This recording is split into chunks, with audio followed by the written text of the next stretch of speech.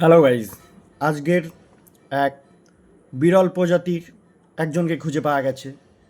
তার বিষয়ে একটু নাড়াচাড়া করা যাক। যে কখনো বডি দেখায় খেতে গিয়ে, চারটে মিষ্টি আনতে গিয়ে, মিষ্টি তুলতে গিয়ে হাগা বেরিয়ে যায়, ভগবানকে ডাকে পায়খানার পজিশন দিয়ে, স্মরণ করে ডাকে সে কুতে গু বেরিয়ে যাবে, এরকম অবস্থায় চলো তার বিষয়ে একটু দেখা যাক। গুরুদেব পাঠিয়েছেন জগন্নাথ দেবের ভোগ, তাই একটু প্রভুকে স্মরণ করে সেবাটা নিয়ে।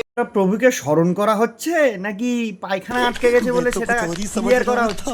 ভালো নাকি? জয় জগন্নাথ।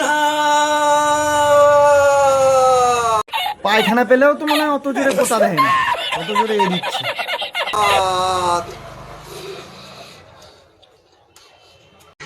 রথযাত্রা উপলক্ষে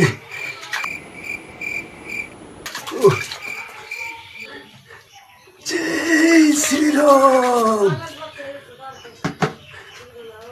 দেখো, ভগবানের নাম নিচ্ছে ঠিক আছে, রাম রাম ঠাকুরের নাম নিচ্ছে, তাতে কোনো অসুবিধা নেই, কিন্তু রিয়াকশানটা কীরকম? হাঁক দিয়ে বসছে মনে হয় জগন্নাথ দেবের দিন উপলক্ষে।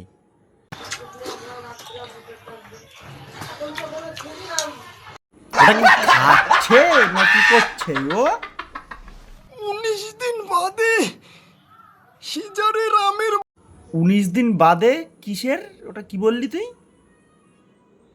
হ্যাঁ, বাবা হওয়ার পরে কিছুটা ছাদে কামরাঙাতে।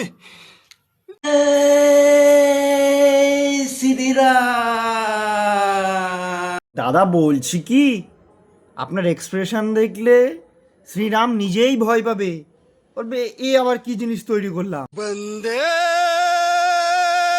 মাতরম, ভারত মাতা কি জয়, জয় শ্রীরাম।